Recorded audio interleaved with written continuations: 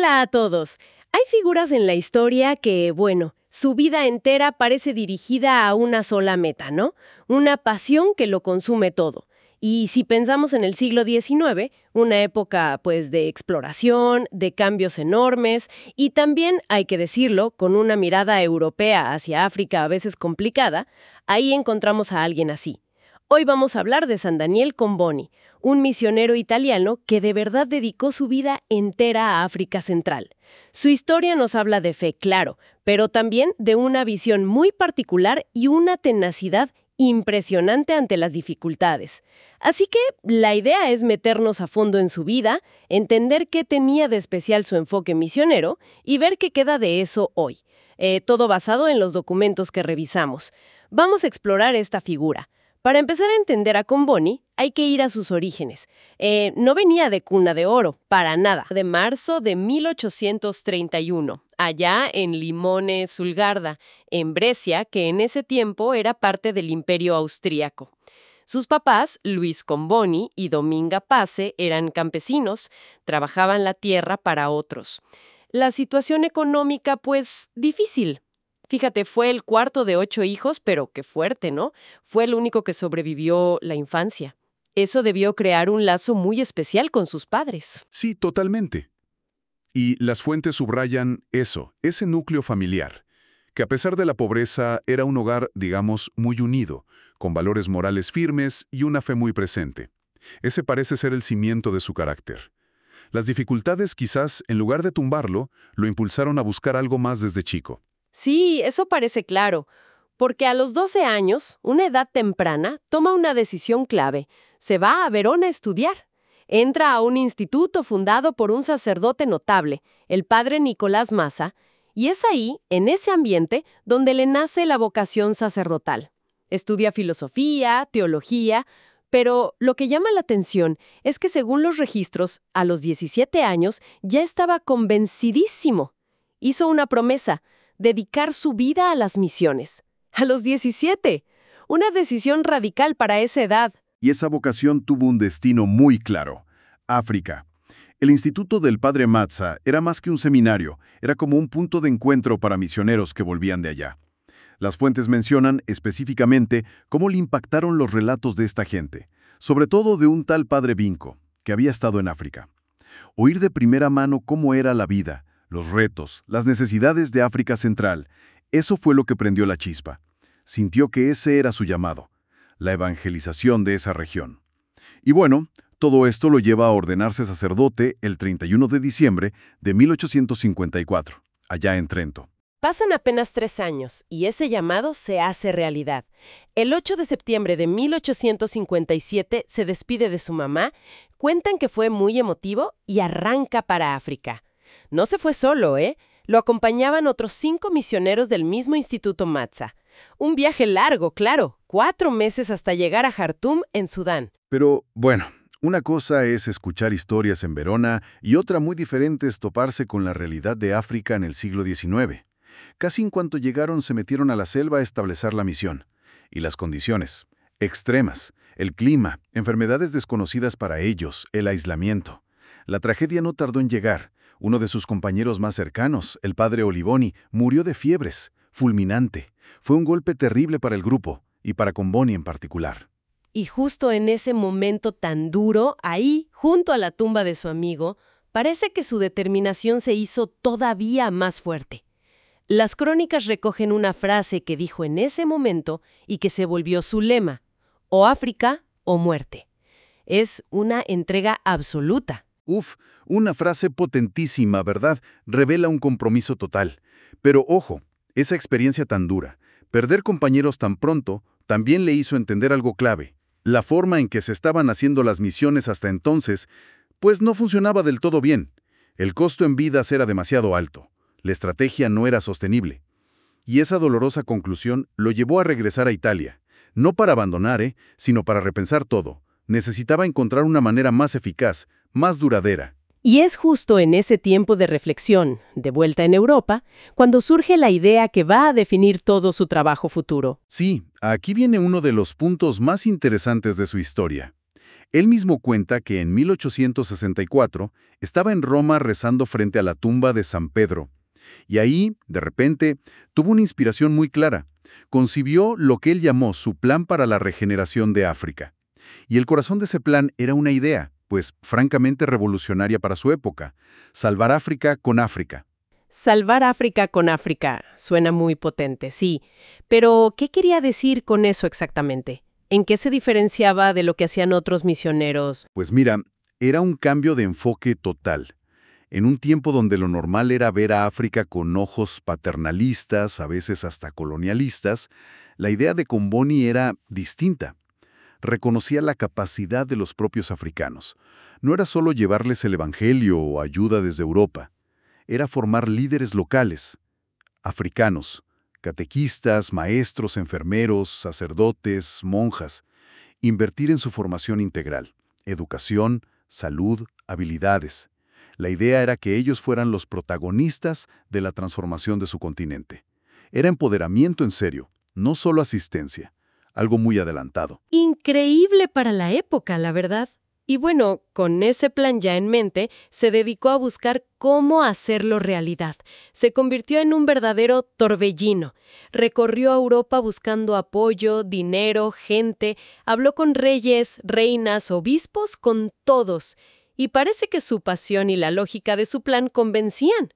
Incluso participó en el Concilio Vaticano I.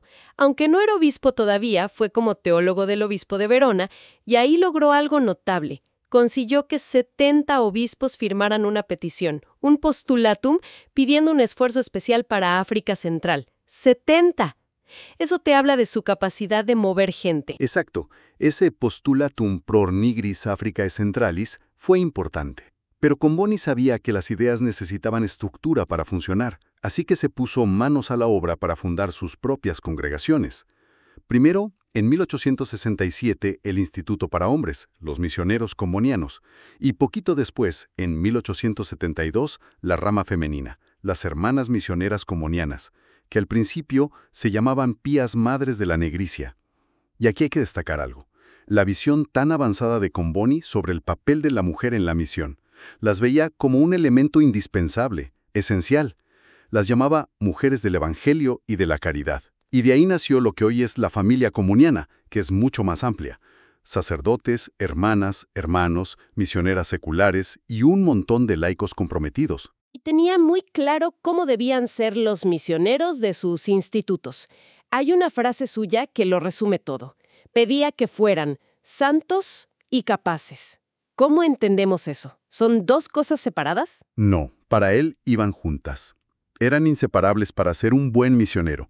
Santos era la base: vida espiritual fuerte, unión con Dios, humildad, integridad, rechazo al pecado. Pero la santidad sola, sin herramientas para actuar en el mundo, pues no bastaba para la misión que él imaginaba. Por eso también pedía que fueran capaces. ¿Y qué significaba ser capaces en ese contexto tan difícil de África Central en el 19? Significaba tener por un lado una caridad activa, real, compasiva, pero también estar bien preparados, profesionalmente, humanamente. Comboni impulsó que sus misioneros, europeos y africanos, se formaran en un montón de áreas: teología, claro, pero también medicina, higiene, educación, agricultura, administración, hasta idiomas locales. Quería gente competente que pudiera responder a las necesidades reales de la gente. Hay una carta suya al padre Sembianti que es muy clara. Dice que hay que formar elementos santos y capaces, y añade: lo uno sin lo otro vale poco para el misionero, porque no se trata solo de salvarse uno, sino de llevar a otros contigo. Y para eso necesitas la fuerza espiritual, sí, pero también la eficacia práctica. Todo movido por el amor, por la caridad. Tanta dedicación y esa visión tan clara, pues no pasaron desapercibidas en Roma. La Iglesia vio la solidez de su proyecto. Enorme y complicado. Y la confirmación llegó pronto. El 12 de agosto de 1877 lo consagraron obispo en Roma. Su sede quedó en Jartum, el corazón de su misión. Uno pensaría que ya siendo obispo, con sus institutos funcionando, las cosas serían más fáciles. Pero parece que no fue así. Los años como obispo en Jartum fueron, según cuentan, durísimos. La misión sufrió calamidades terribles, sequías, plagas, hambrunas como nunca se habían visto. Las comunidades, las estaciones misioneras, quedaron muy golpeadas. Fue una prueba tremenda para él y para todos. Y a pesar de todo eso, en 1880, Comboni decide hacer el que sería su último viaje a África, el octavo. Su objetivo: estar con sus misioneros, animarlos en medio de tanto sufrimiento. Sí, ese último viaje muestra su entrega total, pero también fue el que marcó su final aquí en la Tierra. En 1881, mientras estaba metido de lleno en reconstruir y animar la misión, lo sorprendió una tormenta tropical muy fuerte en la selva. Poco después, cayó enfermo de gravedad. Las fuentes hablan de cólera y fiebres muy altas. Su cuerpo, ya muy desgastado por tanto trabajo, tantos viajes, tantas dificultades, pues ya no aguantó. Daniel Comboni murió en Jartum el 10 de octubre de 1881. Tenía solo 50 años. Una vida corta, pero vaya que intensa y llena de frutos. 50 años. Impresiona pensar todo lo que hizo en tan poco tiempo y en condiciones tan adversas. Y dicen que poco antes de morir dijo unas palabras que, viéndolas ahora, suenan proféticas. Yo muero, pero mi obra no morirá.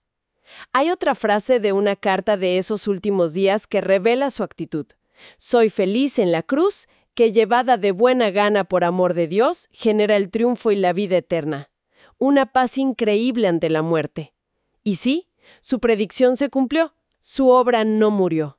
La Iglesia Católica, después de estudiar su vida, reconoció su santidad. El Papa Juan Pablo II lo beatificó el 17 de marzo de 1996 y el mismo Papa lo canonizó, o sea, lo declaró santo para toda la Iglesia, el 5 de octubre de 2003, allá en San Pedro.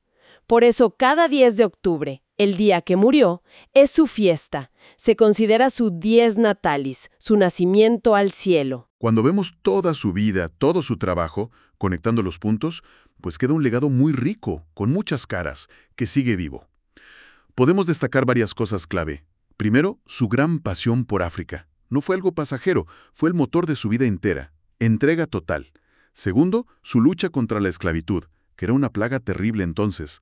Defendió la dignidad de cada persona sí o sí. Tercero, lo que ya dijimos, su enfoque integral, evangelización y promoción humana juntas, inseparables para él. Cuarto, su visión de una iglesia universal de verdad, no centrada en Europa, sino abierta a personas de todas las razas y lenguas, que dialoga con las culturas. Quinto, su opción clara por los más pobres, los olvidados. Y claro, el legado más visible, la familia comboniana, misioneros, misioneras, laicos que hoy siguen sus pasos en muchos países, no solo en África. Además, se le reconoce como patrono de las vocaciones misioneras y también, fíjate, de los desempleados. Quizá por su origen humilde y su énfasis en el trabajo. Qué interesante cómo las misioneras combonianas hoy resumen su espíritu, ¿no? Dicen que buscan unir personas, tirar muros, construir solidaridad, fomentar la acogida. Hay una frase del mismo Comboni que como que lo resume todo. Estamos unidos porque convergemos en un mismo punto, Dios. Una visión de unidad muy fuerte. Bueno, pues hicimos un recorrido intenso. Desde ese niño de Limones Zuldarda hasta el obispo fundador, figura central en África. Vimos cómo su idea de salvar África por África fue tan innovadora, cómo aguantó pruebas durísimas y cómo muy prácticamente construyó las bases, los institutos para que su sueño siguiera vivo. Exacto. Eso de mi obra no morirá no fue solo un deseo. Estaba seguro por los cimientos que había puesto. El carisma que él vivió, esa mezcla de pasión, fe, visión y capacidad de organizar, sigue inspirando a miles de personas hoy, adaptándose a los tiempos, pero con ese mismo espíritu de servicio integral. Y esto nos deja pensando en algo más, ¿no? Comboni insistía tanto en que sus misioneros fueran santos y capaces. Si sacamos esa idea de su contexto religioso y la pensamos más en general, Pues sí, surge una pregunta bien interesante para hoy. ¿Qué nos dice esa combinación? Por un lado, la santidad, entendida como convicción ética profunda, integridad, pasión por una causa justa. Y por otro lado, la capacidad, o sea, la competencia real, la habilidad práctica, la inteligencia para llevar esa causa a buen puerto. Frente a los retos tan enormes que tenemos hoy, pobreza, injusticia, divisiones, crisis ambiental, ¿no será que esa combinación de pasión con propósito y habilidad con eficacia sigue siendo la clave para lograr un cambio real y duradero? ¿O a veces valoramos más una cosa que la otra? Es algo que da para pensar mucho más allá de la historia de un santo del siglo XIX.